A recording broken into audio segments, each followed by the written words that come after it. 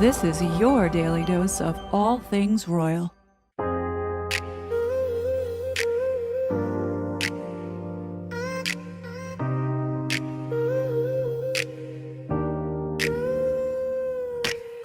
Silk dress, side-eye at the balcony. Fake smile, sitting in the gallery. Every flash feel cold on your diamond ring. Cause you picture the throne, not a second-hand king. You learn titles like they tattoos. Hair on the left, yeah, that ain't you. You rehearsed that wave in your mirror for years, but your glass keeps showing you your secret fears. You wanted the air, not the spare. Dreamed of that crown in your hair. Watching William, watching Kate. Every little laugh feel like hate. You wanted the air, not the spare. Now the truth ain't thick in the air. That jealousy you try to hide got you losing sleep at night. Yeah, got you losing sleep at night. Teacup side chatter at the long table. You smile tight, trying to play faithful, but your mind run laps like a scandal sheet. Seeing her walk halls you thought you'd keep. Picture perfect porch with the kids in line. You scroll old dreams, press rewind. You ain't chase love, you chase the throne. Now the almost echoes in your phone. You wanted the air, not the spare. Dream of that crown in your hair. Watching William, watching Kate. Every little wind twist to hate. You wanted the air, not the spare. And the truth ain't thick in the air. That jealousy you try to hide got you losing sleep at night. Yeah. Got you losing sleep at night. Palace walls, but the room feels small. So small. All that gold can't fix that fall. You got a prince, but you wanted a king. Now every promise got a bitter sting. Late night talk say you're doing fine, but the thought of her still cross your mind. You chose a path, you can't rewind. Now it's dragging on your fragile pride. You wanted the air, not the spare. Chase the dream that wasn't there. Watching William, watching Kate. Turn your own heart into a cage. You wanted the air, not the spare. And the truth ain't thick in the air. That jealousy you try to hide got you spinning in your mind. Yeah. Got you spinning in your mind.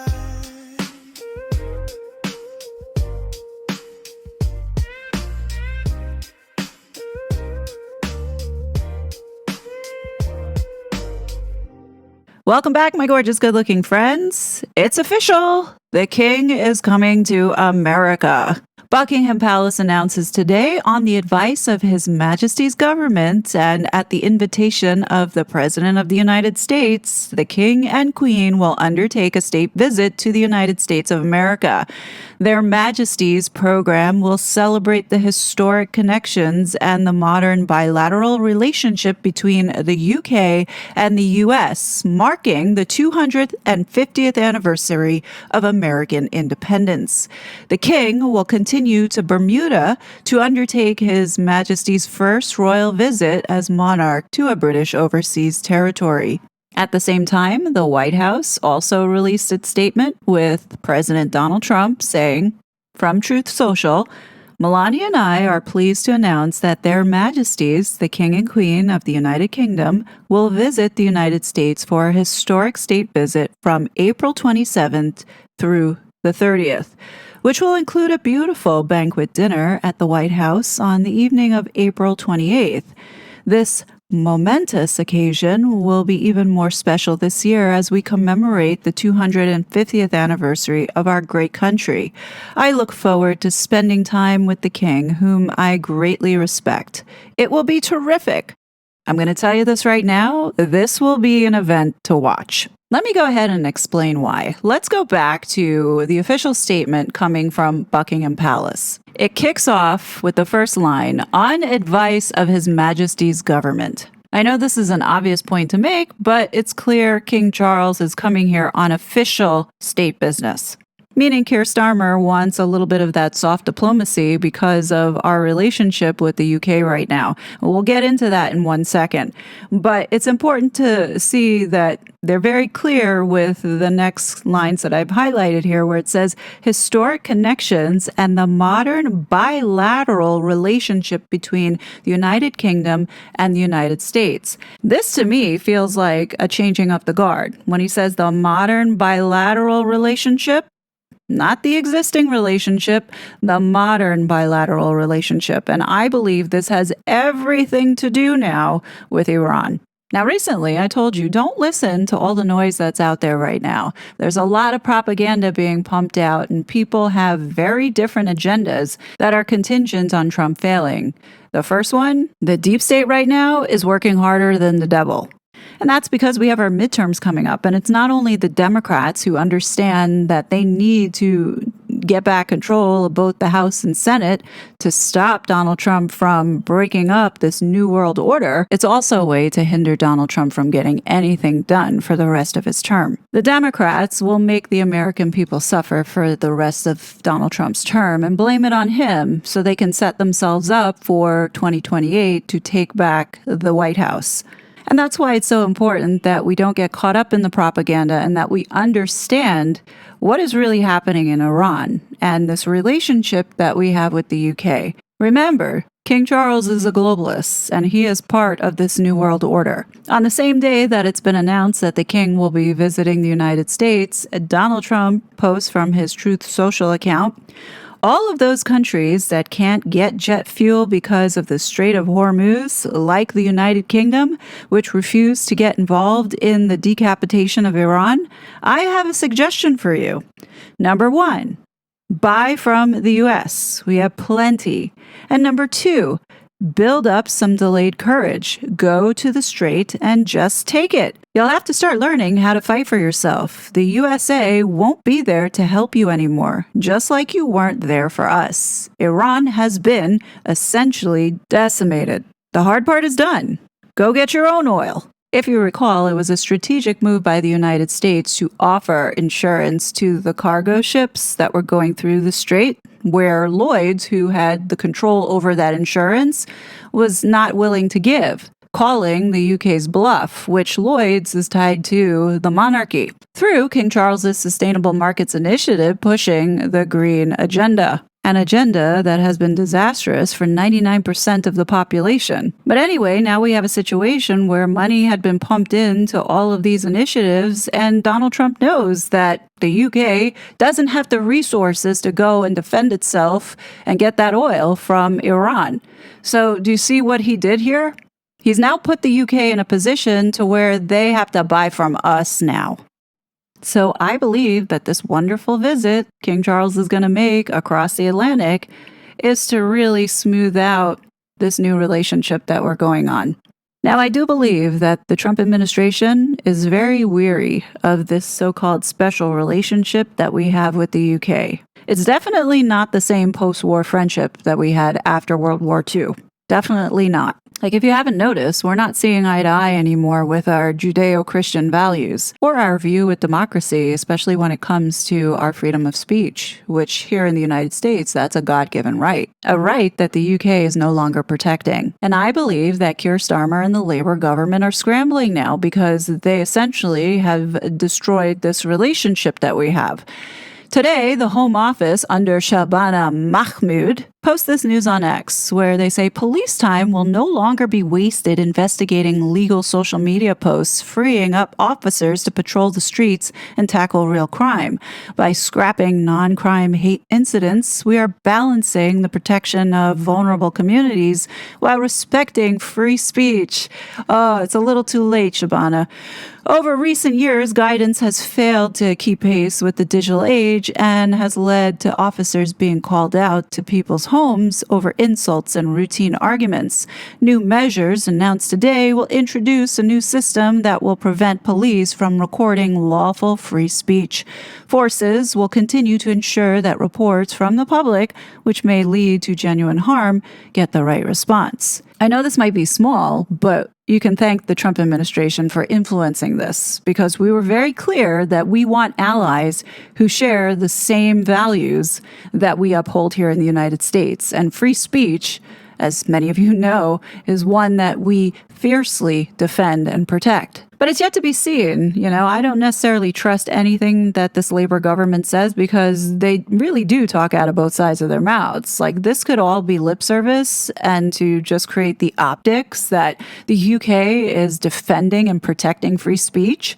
I do believe that the Labor government sees its relationship with the United States hanging by a thread. And I do believe that Charles is being sent over to smooth it out. Now, we all know that President Trump is going to roll the red carpet out for King Charles and Queen Camilla, but it's anybody's guess on how he will be received by the other members of Congress. Already, California State Representative Ro Khanna sent this letter to the king yesterday. He writes, "Your Majesty King Charles III, I write in advance of your upcoming visit to the United States, during which you are expected to address a joint meeting of Congress the week of April 27th. I appreciate the solemnity of the occasion and your celebration of our 250 year of independence. As the author of the Epstein Files Transparency Act, I respectfully ask that you privately meet with the survivors of Jeffrey Epstein's and Ghislaine Maxwell's abuse, so they may speak to you directly about the ways powerful individuals and institutions failed them.